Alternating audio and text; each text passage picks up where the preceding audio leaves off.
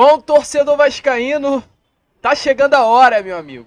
Nesse momento são exatamente 4 horas da tarde, a hora que esse vídeo tá indo ao ar no YouTube. E já já, meu amigo torcedor, teremos Vasco da Gama e Atlético Paranaense. Uma contagem regressiva. O torcedor vascaíno hoje, desde o momento que acordou, ele não pensa em outra coisa que senão nessa partida contra o Atlético Paranaense. E é claro, a gente aqui nesse Fala Gigante, mais um pré-jogo mesmo do Gigante Vasco e Atlético, não poderíamos falar de outra coisa do que senão essa grande decisão. Jogo importante, um jogo decisivo para o Vasco, um jogo que depois de 13 anos poderá recolocar o Vasco da Gama nas semifinais da Copa do Brasil. A gente vai falar muito sobre isso, temos muitas informações, falar sobre tudo que rolou nessa noite de terça para quarta-feira em Curitiba, como foi, né, que o elenco dormiu, se rolou alguma coisa no hotel, já que aqui no Rio de Janeiro, na semana passada, o elenco do Atlético Paranaense recebeu um foguetório na madrugada de torcedores vascaínos. Será que isso também rolou em Curitiba nessa madrugada de hoje? A gente tem muita coisa para falar, muita coisa para comentar. É um pré-jogo aí bastante agitado para você, torcedor Cruz Maltino. Porém, é claro, antes de começar aqui o vídeo, antes de deixar todos vocês muito bem informados sobre o nosso Cruz Maltino, como sempre falo aqui no canal, quero dar as boas-vindas a todos vocês que estão chegando aqui pela primeira vez. Para quem ainda não me conhece, muito prazer, eu sou o Lucas e você está no canal do Gigante Vasco, o canal do torcedor vascaíno. E é claro, né, Vascão, você que está aí do outro lado ainda não é um inscrito do nosso canal, vem agora mesmo aqui embaixo, onde tem essa palavrinha, inscreva-se, aperte nela e já faça parte da nossa família. Nós contamos muito mesmo com a presença e o apoio de todos vocês aqui no nosso canal. Nós estamos por detalhes de chegar à marca dos 139 mil inscritos, contamos muito com a sua ajuda. Até porque hoje é dia de Vasco da Gama, né? Então realmente essa é a hora de você chegar com tudo aí, se inscrevendo no nosso canal. Então se inscreva, deixe seu like, compartilhe o nosso vídeo, venha fazer parte aí da nossa família. Show, Vascão? Vambora então, né? Sem muita enrolação, falar, é claro, logo de Vasco da Gama. A começar logo neste pré-jogo do Gigante, Fala Gigante, nesse segundo vídeo de quarta-feira, falando sobre essa partida de hoje. Elenco do Vasco que ficou hospedado no hotel na cidade de Curitiba, e a informação que temos é que não houve nada, tá? Foi uma noite de paz sem foguetório, porque na semana passada, aqui no Rio de Janeiro, na semana retrasada, né, aqui no Rio de Janeiro, houve foguetório. Torcedores do Vasco da Gama estiveram presentes aí na porta do hotel, que estava localizado na região, no bairro do Leme, aqui na zona sul do Rio de Janeiro. Torcedores fizeram um foguetório para atrapalhar a noite de sono dos atletas do Atlético Paranaense, mas ontem, nessa madrugada, né, de ontem para hoje, foi diferente, não rolou nada, foi uma noite de paz. De acordo aí com pessoas da delegação Cruz Maltina, a resposta foi a seguinte: se fizeram foguetório, ninguém ouviu nada. Foi uma bela noite de sono para os jogadores do Vasco, que chegaram, é claro, com uma grande exposição para esse jogo de hoje. Inclusive até de forma curiosa, né? Esse hotel que o Vasco está hospedado em Curitiba tem um ex-jogador do Vasco da Gama, o Zé Gabriel, volante que pertence ao Vasco, está emprestado ao Coxa até apenas o final desse ano, está morando exatamente nesse mesmo hotel em que o Vasco da Gama está hospedado. Muito provavelmente o Zé Gabriel estará aí, né, com os atletas do elenco do Vasco da Gama, estará participando de alguns momentos com cada jogador, que automaticamente, por conta do período que veio aqui no Vasco, acabou criando uma grande amizade. Mas sobre essa partida, do que temos a falar? O Vasco hoje que enfrenta o Atlético Paranaense, clube que não vence jogando no Paraná, jogando contra o Atlético em Curitiba há mais de 17 anos. O Vasco não vence de fato o Furacão fora de casa há 17 anos. A última vitória do Vasco contra o Atlético Paranaense em Curitiba aconteceu lá no dia 15 de agosto de 2007, em um jogo válido pela Copa Comebol Sul-Americana. Na época, o Vasco venceu aquela partida pelo placar de 4-2, com gols marcados por Rubens Júnior, Abuda, Andrade e Conca. Desde então, de lá para cá, foram 17 anos, 13 duelos no Paraná, 9 vitórias do Atlético Paranaense e 4 empates. E é exatamente nesse empate aí que o Vasco da Gama, é claro, né, ficará guardado. O Vasco empatou um jogo no último ano, no primeiro ano de 2010, né? Foi o primeiro empate dessa sequência, 0-0. O Vasco volta a empatar pelo placar de 2-2 pela Copa do Brasil em 2011, ano que inclusive o Vasco, né, acaba aí conquistando o título. O Vasco volta a empatar contra a equipe do Atlético Paranaense no ano de 2011 também, porém pelo Campeonato Brasileiro, o mesmo placar 2-2. E o Vasco empata no ano passado, quando tinha Ramon Dias como técnico do elenco cruzmaltino, 0-0 jogando na Arena da Baixada. Lembrando que esse ano o Vasco e o Atlético já se enfrentaram na Liga Arena. O jogo terminou 1-0 para o Atlético, porém foi um jogo que o Vasco da Gama conseguiu se portar de uma maneira bem legal, né? O Vasco ele joga assim, de igual para igual, contra o Atlético Paranaense naquela partida. Infelizmente o Vasco acaba tendo uma expulsão. O Hugo Moura, né, hoje que é um atleta tão importante para o Vasco da Gama, acaba sendo expulso naquela partida logo no início do jogo e prejudica muito, né, o cruzmaltino. Hoje a gente espera que aquilo que aconteceu naquela partida, o fato de termos um a menos, não aconteça. O Vasco termina o jogo com 7 chutes no gol do Atlético Paranaense, 43% da posse, sendo que o segundo tempo do Vasco é muito superior. E para a gente recordar um pouquinho de como foi aquela partida, a gente traz aí as palavras de Rafael Paiva, que já naquela partida que rolou no dia 5 de maio, era o técnico interino. Aquela partida contra o Atlético foi da primeira passagem dele, sob o comando Vasco, antes da chegada do técnico Álvaro Pacheco. Então dê aí uma olhada nas palavras do técnico Rafael Paiva, falando um pouquinho sobre como foi aquele jogo contra o Atlético Paranaense. É isso. A gente sofre sempre muito no início do jogo aqui, né? Então a gente colocou ali 10, 15 minutos, vamos sofrer sem tomar o gol para a gente tentar entrar no jogo. E foi exatamente o tempo que a gente ficou. A gente sofreu, mas perdeu um jogador, né? A gente sofreu dobrado, né? Praticamente, até se reajustar no jogo. Então a gente teve que correr um pouco mais para defender, para entender os mecanismos de ataque do Atlético. Então isso demorou um pouco mais, a gente não conseguiu reter a bola. Acho que no intervalo a gente conseguiu ajustar bem, porque a gente entendeu a forma que eles estavam tentando buscar o gol. E a gente tem qualidade para jogar, é um time que tem qualidade, é um time que gosta da bola, e a gente conseguiu jogar no segundo tempo, colocar a bola no chão.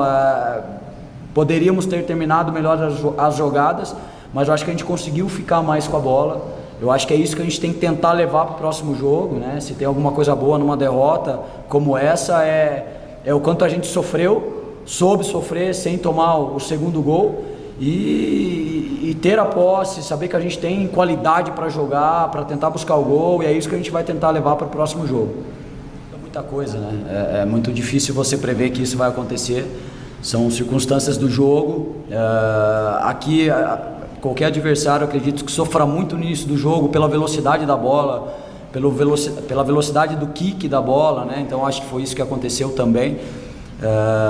Ele se perdeu um pouquinho no tempo da bola, a hora que ela quicou, e estrategicamente você tem que entender o jogo, né? Rápido, com um jogador a menos, a gente teve que entender ali onde o Atlético Paranaense iria tentar buscar a vantagem numérica, né?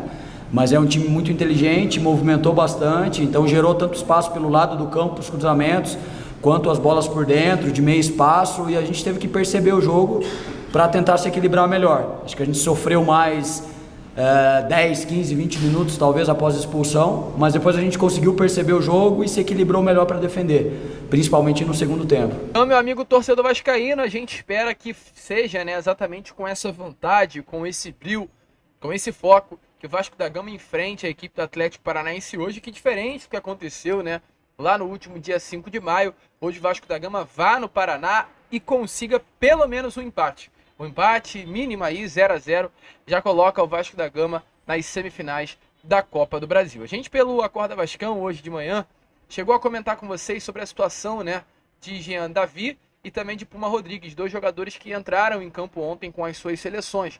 O Jean Davi Menezes atuou durante 30 minutos contra a seleção da Bolívia em Santiago, no Chile.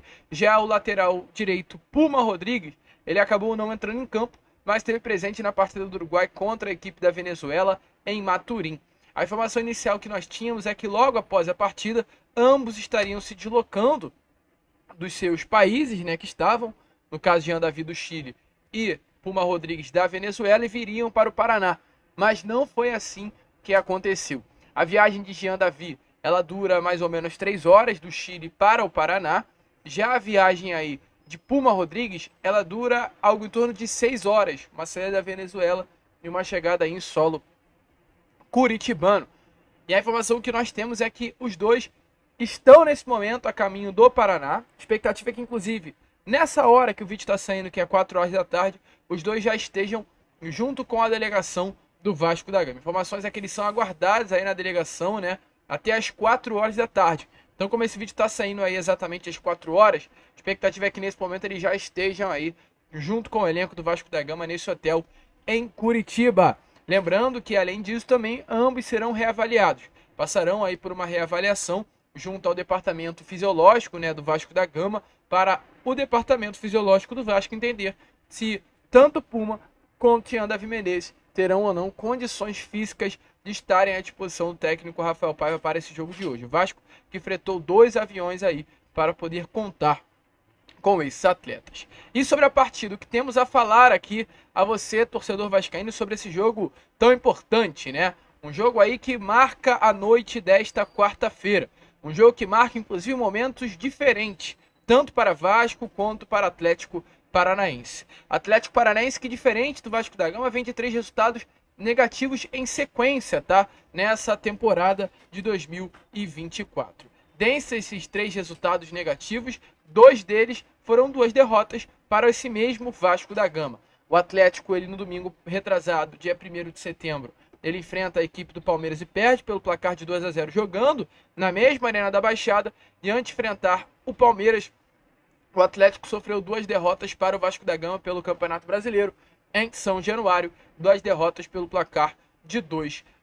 Hoje, se o Atlético Paranaense vencer pelo placar de 2-0, como o Vasco vence o jogo de ida pelo placar de 2-1, quem se classifica são eles. 1-0 é penalidade máxima. Diferente do Atlético, o Vasco chega em um momento bem mais embalado, né? O time de Rafael Paiva não perde 8 partidas, são 8 jogos aí de invencibilidade. Dentre esses 8 jogos de invencibilidade, são 2 vitórias contra o próprio Atlético Paranaense. E hoje, Rafael Paiva poderá montar uma estratégia bem legal para conseguir sair dessa partida sem ao menos levar um gol. Hoje será uma pressão muito forte dentro da Liga Arena, é importante ressaltar isso aqui a vocês. É importante lembrar, né, que o Atlético Paranaense não vive um bom momento e, acima de tudo, é o ano do centenário do Atlético Paranaense. Então, a torcida do Atlético hoje faz uma forte pressão para que o Atlético conquiste um título nesse ano de 2024, um título de magnitude, uma Copa do Brasil, o Campeonato Brasileiro, uma Sul-Americana, algo que nesse momento a torcida vê bem distante.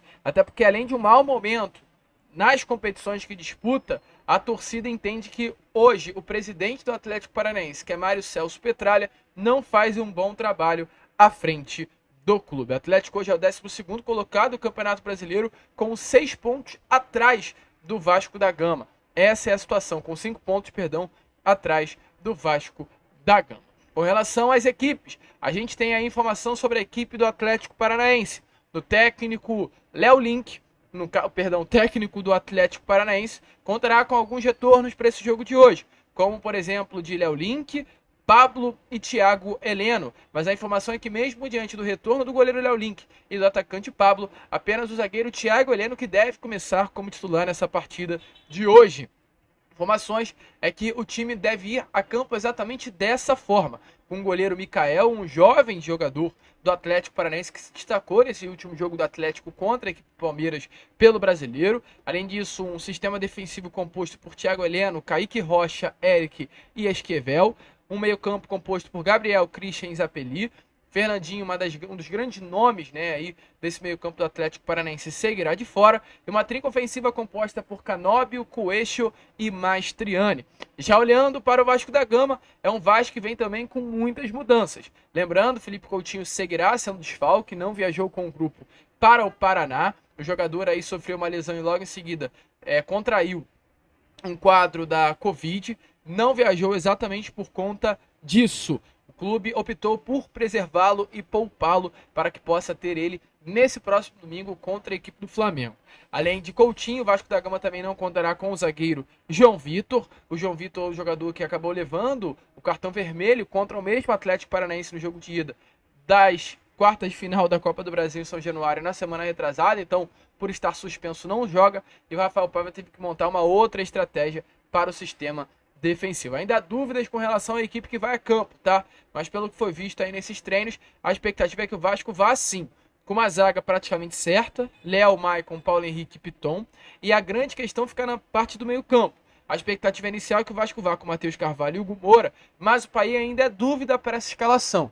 Há uma chance de Juan Esforza começar no time titular na vaga de Dimitri Paí. Internamente se entende que é um jogo rápido, é um jogo dinâmico, é um jogo intenso e que os atletas precisem estar dentro de campo, tenham que entregar essa intensidade, algo que talvez o Payet não saiba entregar muito bem. Então Payet vai como esse camisa 10, DVD pode entrar no lado esquerdo, lembrando que o David não atuou no jogo de ida, ele entrou apenas contra o Vitória, por conta de ter contraído uma celulite facial.